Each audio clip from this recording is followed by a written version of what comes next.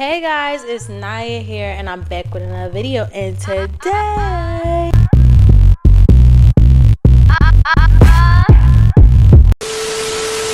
Hey guys, it's Naya here and I'm back with another video, and today I will be doing a story time about how I was a villain in somebody else's story. So this story is very dear to me, and probably a person thinks I don't apologize or I don't feel bad, but I definitely do. But it also wasn't just my fault, but I could see how I could have hurt the person. Not too much. I got freak pimples on my face. My cycle about to come on. So I just did my skincare, so it should go away soon. Oh, also, not too much on my appearance right now.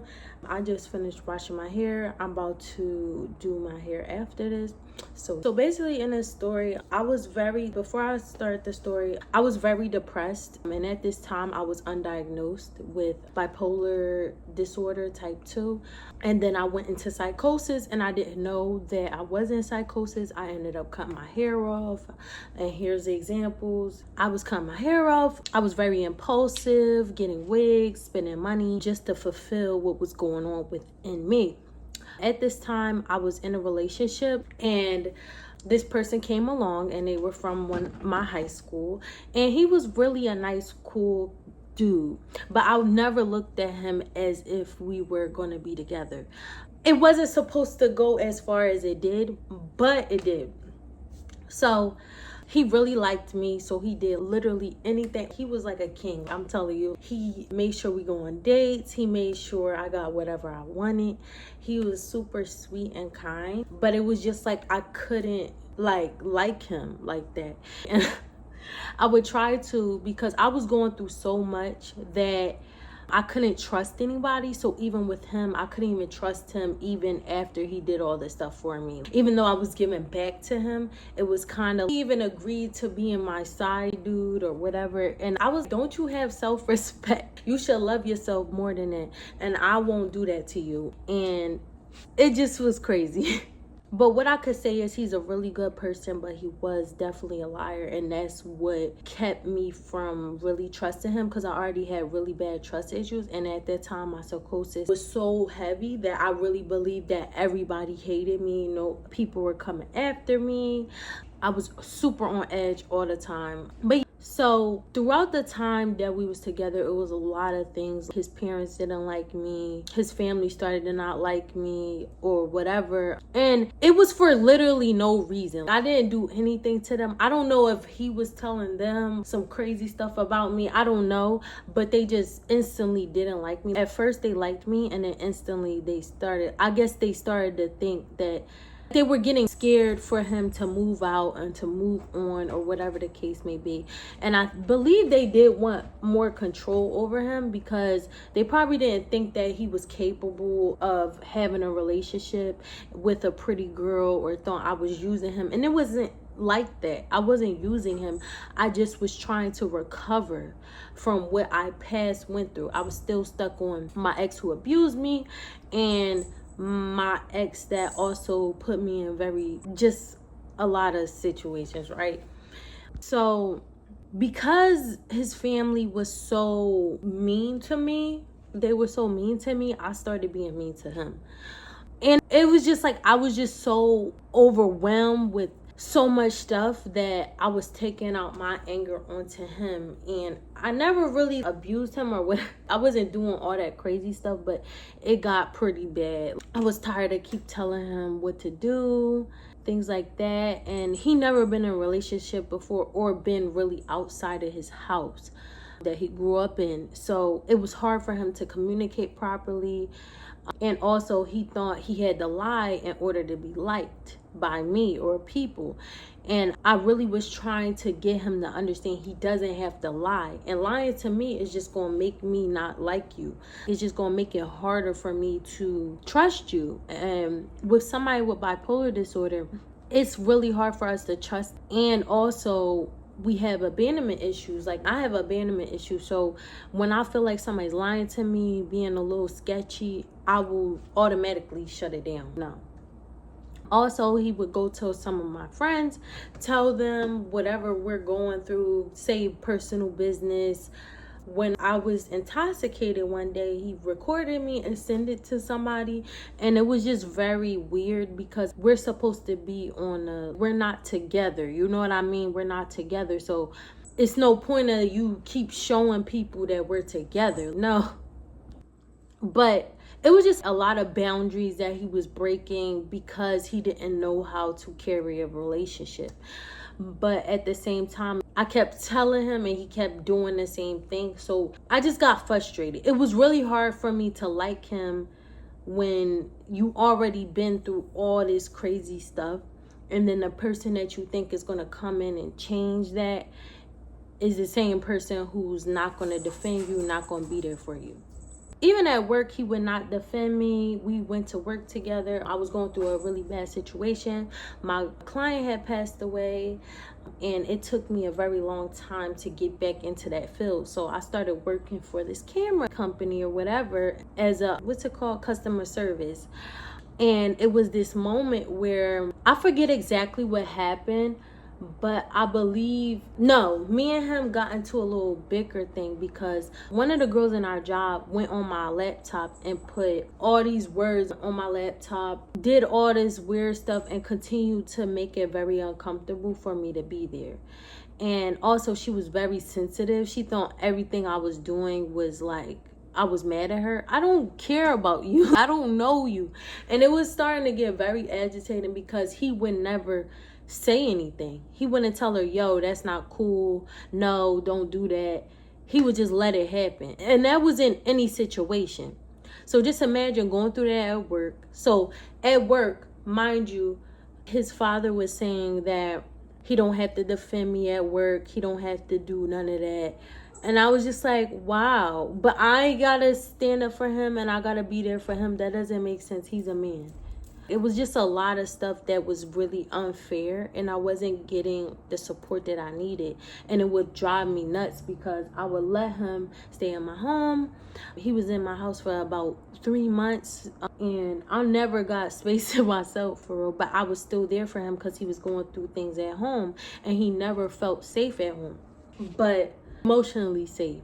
And I was his safe place. So we was really locked in. I think we could have been really good friends, but everything went super fast. And it was mostly because I just was in autopilot.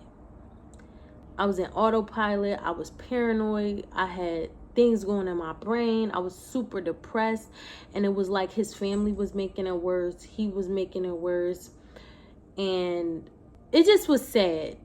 But I ended up just blocking him one day because I told him, we can't do this no more. I can't deal with it. Your parents don't like me. I don't want to be in a family like that. I don't like the hypocrisy. Also, they said stuff about my mom, saying my mom is trying to brainwash him or something to be Christian. And she never even did that. She don't even care about your child. It was a lot of situations. They would make up stories to just not like me. And it's just like, you could have just said that to my face. I don't like you. But instead, you just play like me. And then I remember this time where I was on the phone and she was like, the mom was like, you could find somebody on this app, somebody better, you don't have to be with her. Woo. Oh, it kind of stung because I didn't do nothing to y'all. Y'all just attacking me. And even when I brought that up to the father, he was just saying that's what a mother's supposed to do. So you're supposed to treat people like trash when my mom is treating your son like royalty while he's treating me like shit. It's just a lot of things like that where it was just a double standard. And I feel like I had to be masculine and had to be mean and had to be strong all the time. I could never be just a lady. And so this came out as I got so frustrated one day. He gave me pizza that fell on the floor and the cat ate. And I didn't notice the cat was licking it or whatever when I was asleep or whatever. And he put it on the side somewhere. And I was like, oh, is that the pizza that fell or whatever? Or was there some slices left? He said, yeah, there was some slices that didn't fall or something like that. I ended up eating it, trying to eat it. But it was just like, I was talking to him about it because I'm like, it seemed too sketchy the way he's acting, like something's wrong with the pizza.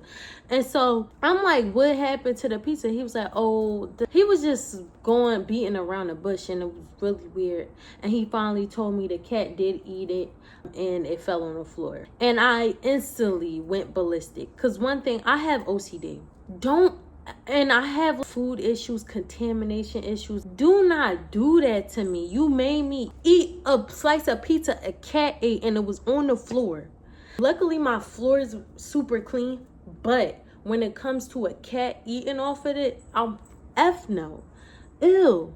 So he's sitting there, oh, he was trying to make an excuse for himself, whatever, like that. Instead of just saying, I apologize, I'm going to get you more food, I'm going to get you a pizza, or I'm going to make it up to you. Instead, he just blabbing his mouth, or whatever the case may be. And he walks out the house, because I said, get out, I don't want you here, you're irritating me, I'm about to start swinging on you, and I don't want to hurt you. My thing is, I don't want to hurt people. I don't like hitting people, even if you do the worst thing to me. It's a lot of people out here that had did me dirty, said the most foul stuff to me, and I have never fought them. I never initiated a fight with them. And not because I'm scared, it's mostly because I have respect. If you're my friend, if you used to be my friend, I'm not about to go ahead and fight you, especially when I love you. So, but if I have to fight, but I'm not about to fight over no dumb stuff. Anyway, so he's like, he walks out the apartment and he's like, you mad for no reason? I said, mad for no reason? You got me at the, I just was done. I let him walk out because I was about to do the most.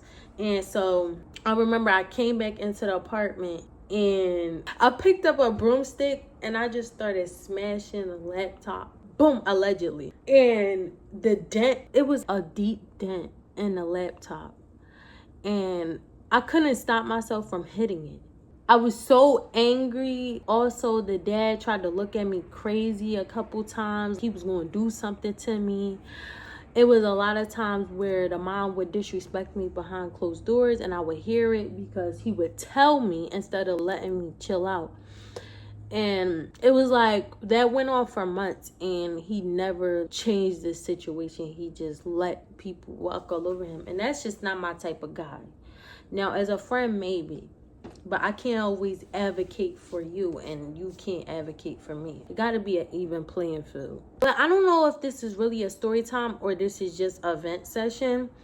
But this person, I really love them. I really care for them as a friend, even if we got into a relationship and it was just one of those, how married couples are. Some married couples, they're not really romantically involved or do anything sexual, but they have their own rooms, but they're like partners. I would have definitely did that with him. We're partners, but we're not really, you know what I mean? So I would have definitely did that with him, but it was too much lying. Once you start lying, I don't like you no more. I'm sorry, I don't like liars. I don't like none of that.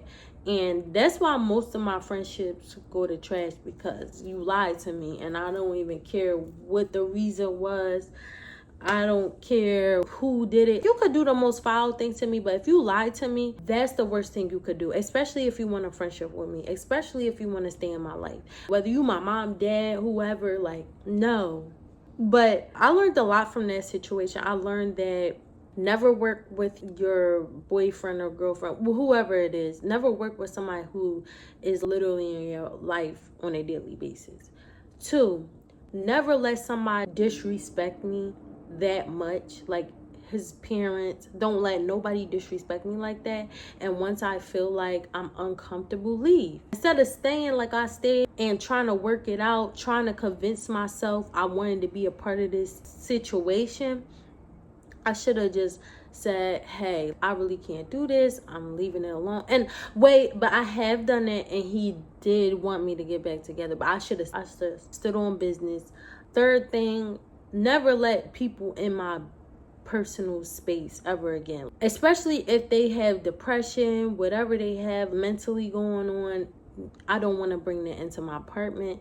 I don't want to bring that into my space. And once I move out of here, that's definitely going to be happening. I'm not going to have nobody in there. So I also learned that some people just not gonna like you. No matter what you do, how you do it, no matter what you try to do. I even did his sister's nails. I even gave his sister stuff. And they acted like they hated me. I was disrespected for zero reasons. I even went to, I think it was Thanksgiving dinner with him. And that even was awkward. I hugged the mom. I tried to do whatever I could, but it's like everybody else liked me, but the mom just hated me. It was just really weird. But I'm learning that I deserve much better than that. And no matter how bad I feel about what I did or the part I played in, time still goes on, and I'm not what happened to me. I'm the overcoming of that. So I'm not a failure, but I was naive. And now I'm learning how to maneuver around a lot of situations. And don't force myself to like people, or don't force myself to do anything that I don't want to do. Because I have abandonment issues, I feel like I'm obligated to give my last, because I didn't have nobody there for me. But now I know that not everybody deserves that type of time or anything. Even I let him play on my game. We was playing on a game. He didn't have his own game. We was playing on a game. So I tell him to come over, play on the game. You could play with your friends and stuff. Our friends, we have mutual friends. You could play with them. He never wanted to play with them. So it was a lot of lies. Even after the situation, he's talked about me. He told people that I didn't want him a part of the group or whatever, or I was always wanting his attention. I really didn't want his attention that much. It was just like, I didn't really care. I wanted him to go home a lot of times. But I'm not going to be rude and tell you to leave, especially if you're in a rock and a hard place right now. Especially when you're going through depression. I put my feelings aside to accommodate his, and that was my first problem, because as a woman, the man is supposed to make it comfortable for you. Now you're supposed to compromise as a woman, but you're not supposed to be carrying a whole relationship by yourself. It's a two-way street, and a woman should always feel like they can bask in their feminine, however. And I couldn't, because I was always on edge, and I was not protected by the guy that I was around. But he was there for me when I needed it, when it came to my emotions and stuff. He was a good listening ear.